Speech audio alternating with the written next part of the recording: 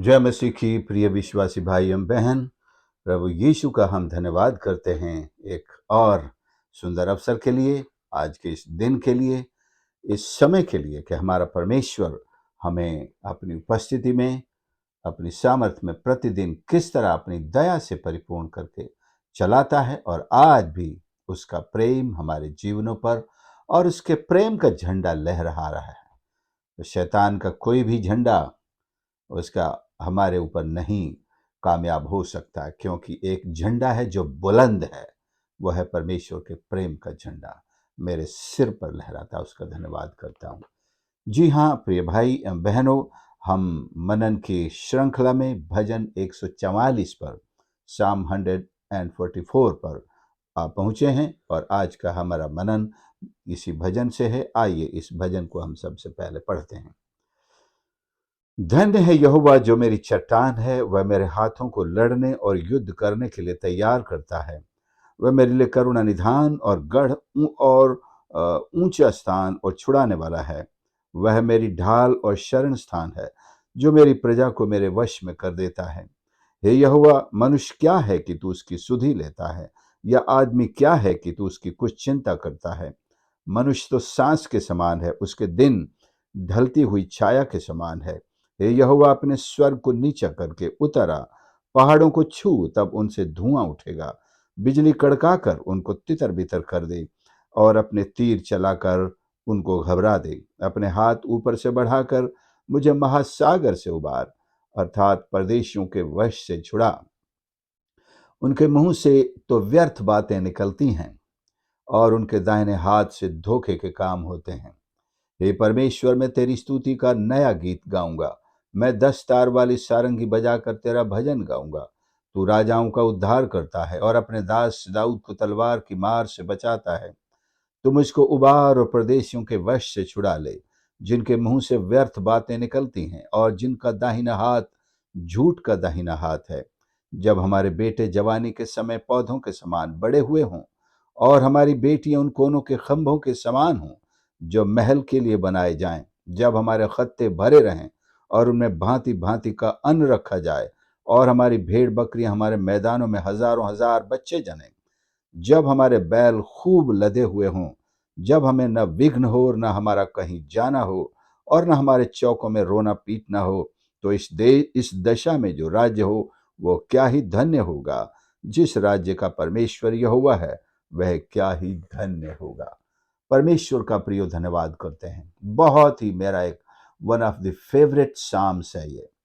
मैं इसे बहुत पसंद करता हूँ, इससे बहुत प्रेरित होता हूँ, आशीष लेता हूँ और खासकर दुआ करता हूँ। इसके अंदर जिस दशा को राजा दाऊद ने अपने दिल में चित्रित किया कि उसका देश, उसका राज्य कैसी दशा में होना चाहिए, मैं भी चाहता हूँ हमारे दुनिया भर के सारे देश, हमारा हिंदुस्तान ऐसी दशा में हो।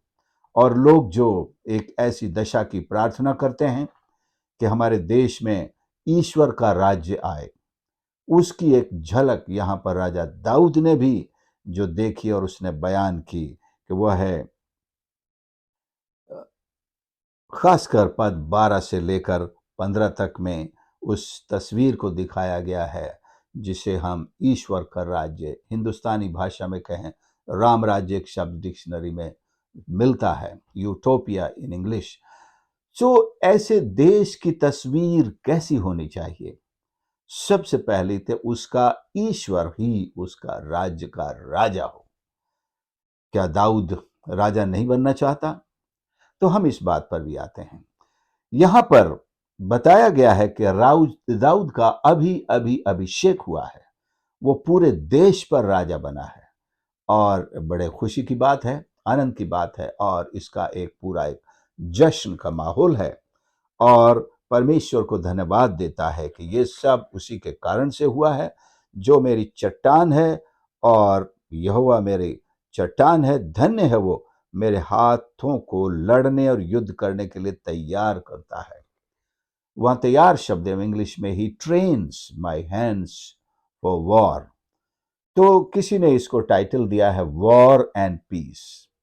एक तरफ युद्ध करने की एक ट्रेनिंग है, एक शिक्षा है, और एक आशीष है कि अपने शत्रुओं को युद्ध करके किस तरह से मुझे हराना है। और दूसरी एक तस्वीर जो एक ऐसे राज्य की है जहां पर वो बताता है हमारे बेटे जवानी के समय पौधों के समान बढ़े हुए हैं।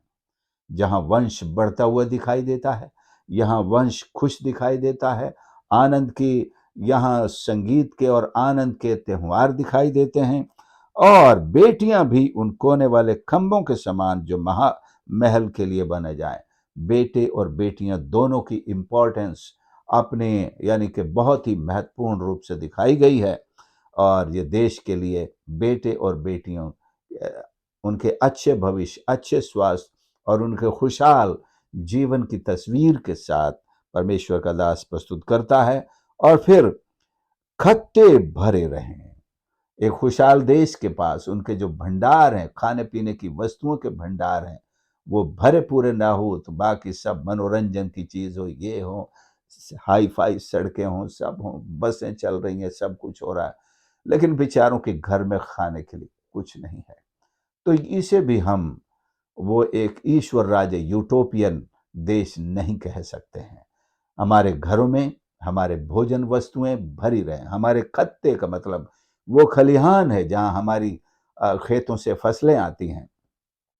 इससे आप कह सकते हैं कि सारे स्टोर हाउस, हमारे बिजनेस के स्टोर हाउस, हमारे खेतों से आने वाली फसलें, हमारे नौकरी से आने वाली आशीषें, सब जो हैं हमारे खत्ते, उन सब आशीषों से, फसलों से, उत्तम उत्तम फसलों से, फलों से भरे रहें। किसी प्रकार की कोई फसलों को नुकसान ना हो, कोई आपदा ना उन पर आए, नौकरियों पर कोई इस प्रकार की परेशानियां ना आए, नौकरियां लोगों की छूटने न पाएं, ऐसी हरी भरी रहें कि उनसे लोगों को आशीषें मिलती रहें। और भांति भांति का अन्न, हर प्रकार के भोजन वस्तुएं हों हमारे पास। ये नहीं कि बस दाल चावल ही खाए जाओ या रोटी और दाल ही खाए जाओ, जिंदगी भर वही खाए जाओ। हालांकि ये भी आशीष ही है, आशीष का ही हिस्सा है, लेकिन परमेश्वर की आशीष में भांति भांति के अन्न है, भांति भांति के भोजन है, भांति भांति के फल हैं। बहुत सारे फल बाजारों में मिलते तो हैं, लेकिन गरीब लोग उनके भाव पूछकर ही दुकान से पीछे चले जाते हैं। बहुत से अच्छे अच्छे अन्न हैं जो बाजार में बिकते हैं, शॉपिंग मॉल्स में बिकते हैं, लेकिन लोग उनके भाव पढ़कर ही आगे चले जाते हैं, बेचारे खाने नहीं पाते हैं। बहुत सारे ऐसे बाजार में मिलने वाली वस्तुएं हैं जिनकी इच्छा होती है इस्तेमाल करने की, खाने की, लेकिन उनके पास पैसा नहीं है, उनके खत्ते में, गले में पैसा नहीं है बेचारे में। तो ये भी राम राज्य का सही या यूटोपियन देश ईश्वर के राज्य का हिस्सा नहीं हो सकता। हमारे प्रभु, हमारे परमेश्वर ने जिस ईश राज्य की कल्पना की है, वो तो निश्चय निश्चय निश्चय हमारे ऊपर आने वाला है और बहुत जल्द हम उसकी तरफ आगे बढ़ भी रहे हैं।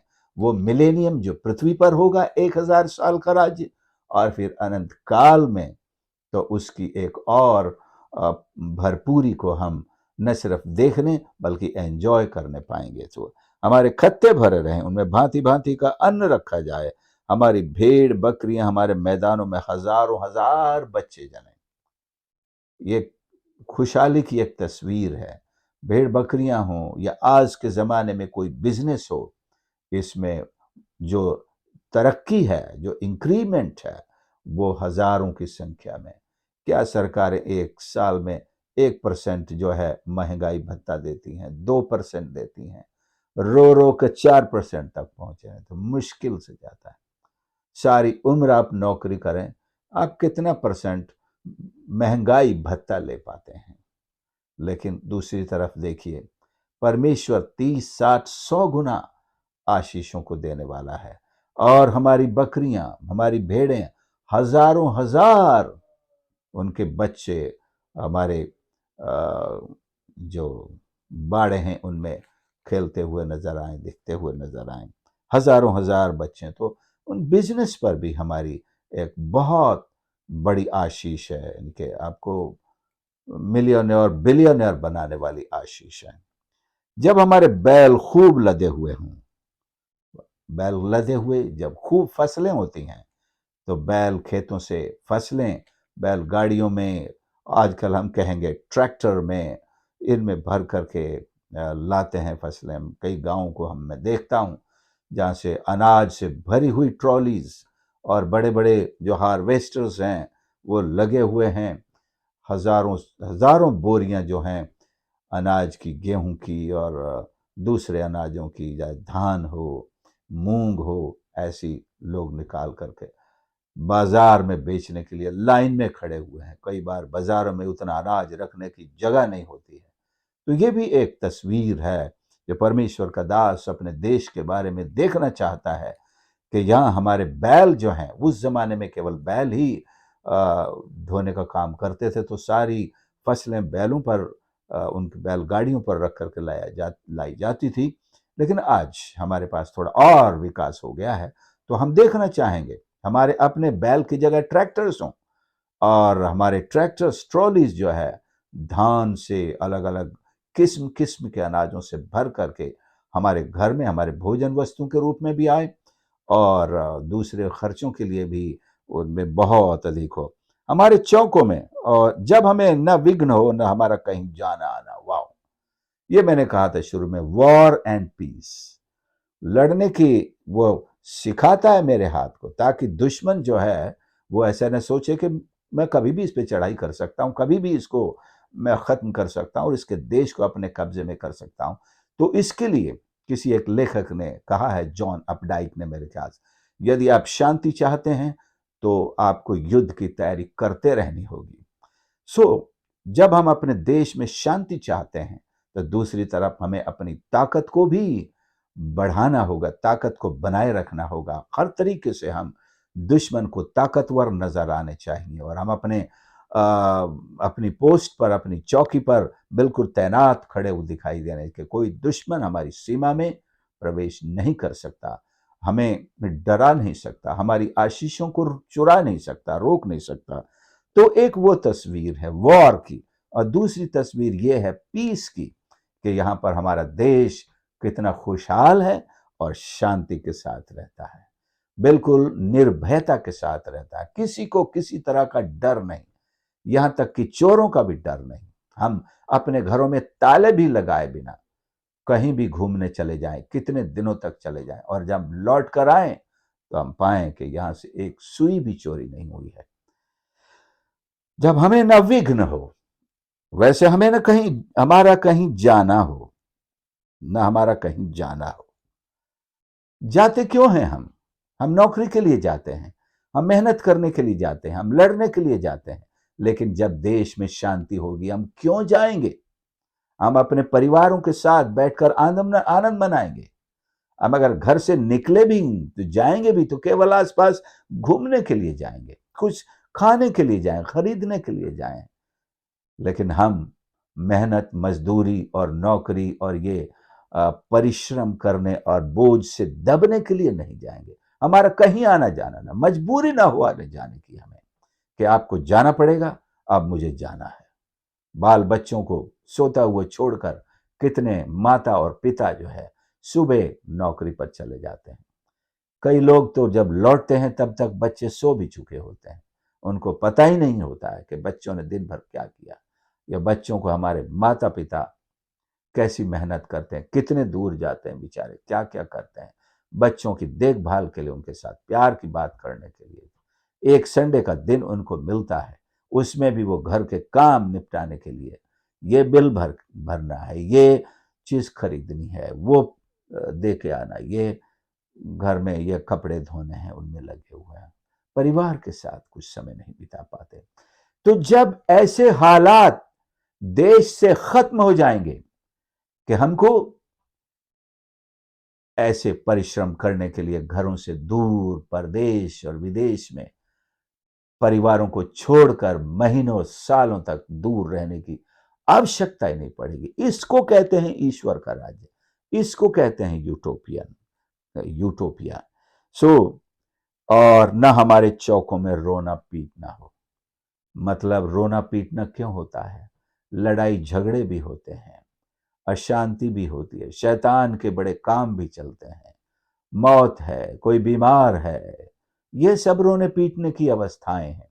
जब इंसान खुश रहेंगे, खुशहाल रहेंगे, तंदुरुस्त रहेंगे, लंबी आयु जिएंगे और अपनी पूरी आयु करके मरेंगे, तो इस प्रकार से रोना पीटना नहीं होगा और लड़ाई झगड़े नहीं होंगे और हमें किसी तरह के चोर और डाकुओं के भय से डरना नहीं पड़ेगा और किसी तरह की भी कोई हमारा घर तोड़ करके हमें बुलडोजर कर दे रहा है, हमें किस तरह का भय नहीं होगा। परमेश्वर जो है, कानून व्यवस्था भी है, शुरू में ही आ गई वो चीज वॉर एंड पीस में, जब क्योंकि पर कोई है जो कानून व्यवस्था की रक्षा करने के लिए हमारा राजा बैठा हुआ है और अपने नागरिकों को कैसी सुरक्षा वो पहुंचाना चाहता है, ये उसका कहें विजन है, उसका दर्शन है, या कहें राजा दाऊद का ये दर्शन है, एक विजन है और मिशन बनाकर इसके लिए वो काम करता है। इस दशा में जो राज्य हो वो क्या ही धन्य होगा। ये नाम सबसे अच्छा है, ईश्वर राज्य और राम राज्य और कोई सा भी राज्य हम कहें, ये नाम, इस दशा में जो राज्य होगा वो क्या ही धन्य होगा। एक धन्य राज्य, a blessed nation, blessed country, or blessed rule, say blessed administration, whatever we call। इस अवस्था में जो राज्य होगा, जिसमें खुशहाली है, जिसमें सुरक्षा है, जिसमें निर्भयता है और जिसमें प्रोस्पेरिटी है, जिसमें आपस में भाईचारा है, जिसमें एक दूसरे पर ट्रस्ट है, जिसमें कोई युद्ध का भय नहीं है, एक जाति दूसरी जाति पे चढ़ाई करने का डर नहीं है, शैतान का कोई कार्य नहीं है, तो इसमें बहुत सारी बातों का इन्वॉल्वमेंट जरूरी है। इसमें परमेश्वर का इन्वॉल्वमेंट, परमेश्वर का भय मानने की जरूरत है, परमेश्वर के पीछे चलने की जरूरत है, परमेश्वर की आराधना आत्मा सच्चाई से करने की। तो केवल यही नहीं कि एक भौतिक रूप से हमको एक प्रोस्पेरिटी मिल गई तो यही ईश्वर का राज्य है, आत्मिक रूप से भी हमारा एक स्टैंडर्ड होगा। हमारी परमेश्वर की एक डिमांड है, what we will be spiritually is the citizens of this country or nation, that also is a demand from the Lord, that we will be spiritually born again. We will know our God. We will worship Him in spirit and truth. And we will obey all His commandments. And we will love our God with all our heart, with all our strength, and with all our mind. And we will love our neighbor as ourselves. So ये वो तस्वीर है, आत्मिक रूप से भी एक तस्वीर है, केवल भौतिक तस्वीर नहीं कि हमारे घर अनाज से भरे होंगे, हमारे खेतों में फसलें होंगी, हमारे घर में बैल होंगे, कि ट्रैक्टर होंगे, कि हम कहीं नौकरी करने जाने की जरूरत नहीं, सब कुछ हमारे पास है। केवल ये एक बाहरी तस्वीर नहीं, एक अंदरूनी तस्वीर, एक आत्मिक तस्वीर भी यहाँ पर जरूरी है कि वो लोग कैसे होंगे जो धन्य राज्य के नागरिक होंगे।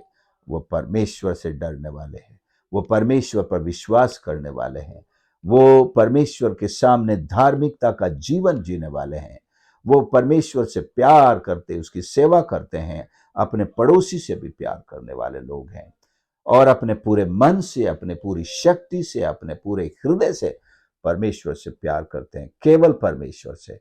वहां मूर्तियों का कोई बोलबाला नहीं, शैतान का कोई आगमन नहीं, और उनका राजा, उनका रक्षक बनकर हर शत्रु को परास्त करके उनकी न सिर्फ सीमाओं की रक्षा करता है, आत्मिक रूप से भी शैतान और दुष्टता की शक्तियों से उनकी रक्षा करता है और उनका एक प्रहरी बनकर उनके लिए रात दिन खड़ा रहता है। और खुद अकेला ही नहीं, एक सेना है उसके पास, केवल भौतिक लड़ाई के लिए ही नहीं, उसके पास एक आत्मिक सेना भी है, जो प्रार्थना करने वाली, जो वचन का प्रचार करने वाली, शिक्षा देने वाली, ऐसी एक सेना होगी। ऐसे राज्य की कल्पना है। तो अभी तक तो हमने ऐसे राज्य को देखा नहीं है, लेकिन एक तस्वीर हमारे पास है और हमें ये आश्वासन है, पूरा भरोसा है कि हम उस राज्य में बहुत जल्द प्रवेश करने वाले हैं। जब प्रभु यीशु का दूसरा आगमन होगा तो 1000 साल के लिए वो राज्य यरूशलेम के उस पहाड़ पर कायम होगा और दुनिया में जो है लोग अपने सारे हथियारों को भी पिघला करके हल्के फाल बनाएंगे।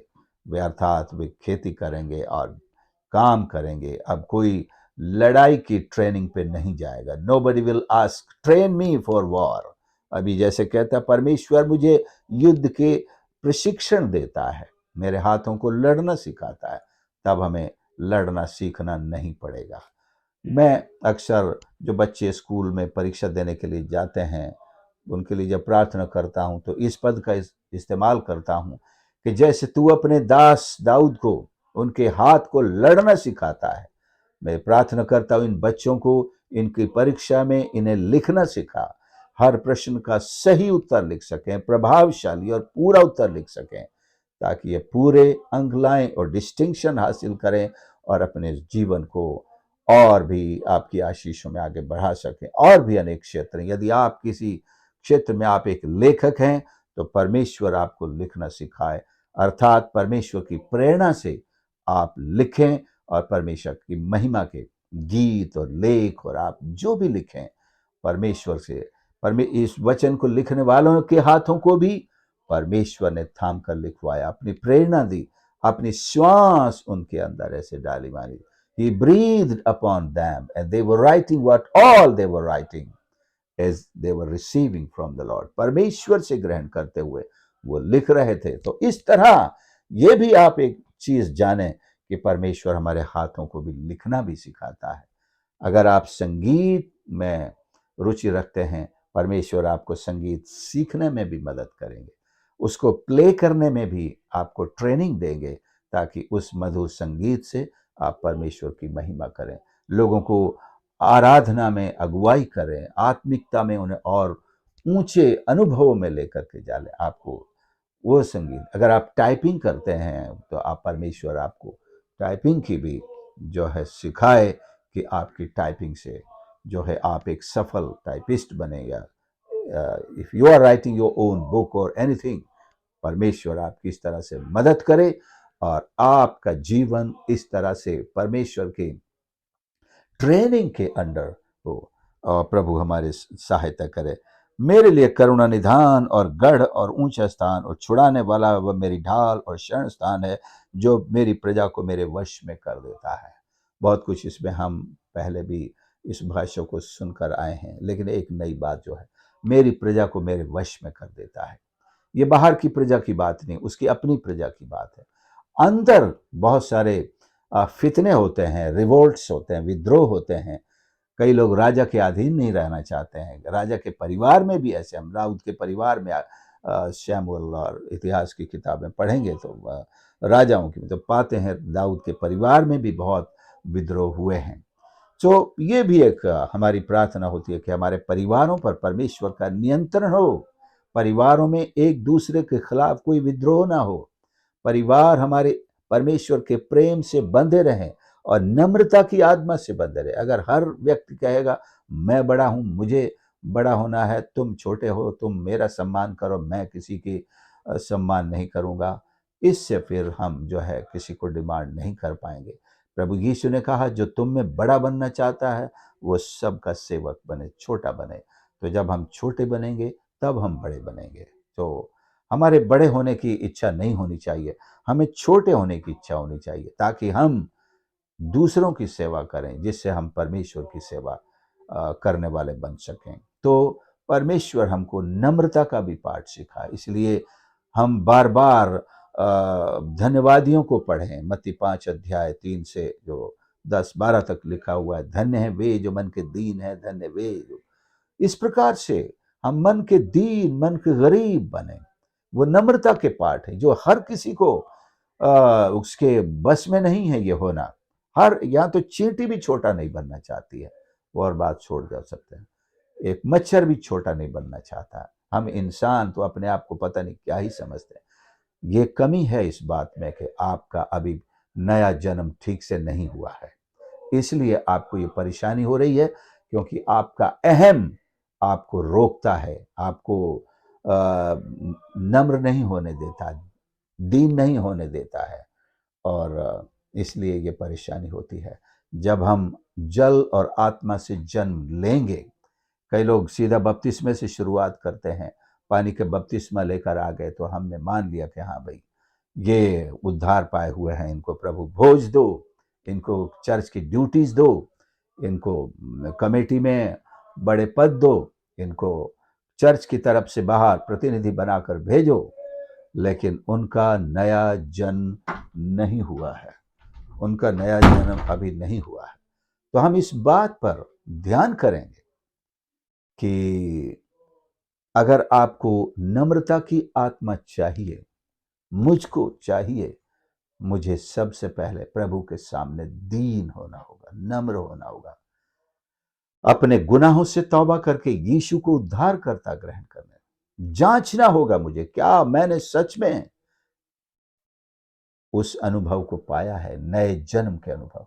फिर आपके साथ कोई प्रॉब्लम नहीं है। There is no problem for you to become. मूसा इतना बड़ा इंसान होते हुए नम्र हो गया, प्रभु यीशु तो परमेश्वर होकर नम्र हो गए, ऐसा दीन हो गए, अपने आप को शून्य कर दिया, हाँ भाई मैं कुछ नहीं हूं। और उसमें उन्होंने अपनी बेइज्जती भी नहीं समझी। मूसा ने इसमें अपनी कोई बेइज्जती नहीं समझी नम्र होने में। प्रभु यीशु ने नम्र और दीन बनने में, शून्य बनने में भी अपनी कोई बेइज्जती नहीं समझी। हम बेइज्जती समझते हैं जब कोई छोटा सा आदमी हमको कुछ कह देता है, तो फिर हम कहेंगे प्रभु तू मुझे तलवार चलाना सिखा, मैं इसको खत्म करना चाहता हूं, तू इसको दुनिया से मिटा दे। एक नम्र आदमी ऐसी प्रार्थना नहीं करता है। He will never pray for his enemy even to kill him or take him away from this world. वो तो ये दुआ करेगा, प्रभु तेरा प्रेम उस पर प्रकट कर, तू उसे नम्र कर, वो सच्चाई को जाने, वो उद्धार को जाने, वो क्यों नाश हो जाए, प्रभु उस पर दया कर। तो हम भी दुआ करेंगे। सो प्रियो, ये जरूरी है कि परमेश्वर के राज्य को जब हम दुनिया में लाना चाहते हैं तो सबसे पहले अपने दिल में तो ले आए। अपने दिल में तो ला सकते हैं, दुनिया में तो वो जब आएगा आएगा, जब एंटी क्राइस्ट प्रकट होगा, वो मारा जाएगा, उसके बाद स्वर्ग से परमेश्वर नीचे उतरेंगे 1000 साल का। लेकिन तब तक मैं जीवित रहूंगा, हाँ मैं जिंदा करके उसमें शामिल कर लिया जाऊंगा, ये बात है। लेकिन क्या मैंने आज उसका पूर्व स्वाद चखा है? How does it feel like being in the kingdom of God, in the blessed kingdom? यह मैं अपने दिल में महसूस कर सकता हूं जब मैं अपने आप को प्रभु के चरणों पर समर्पित करूं। प्रभु मुझे तैयार करे, वो मेरे हाथों को लड़ना भी सिखाएगा, जब शत्रु सामने आएगा तो मुझे जीतना भी सिखाएगा, वो मुझे खुद जीत भी देगा।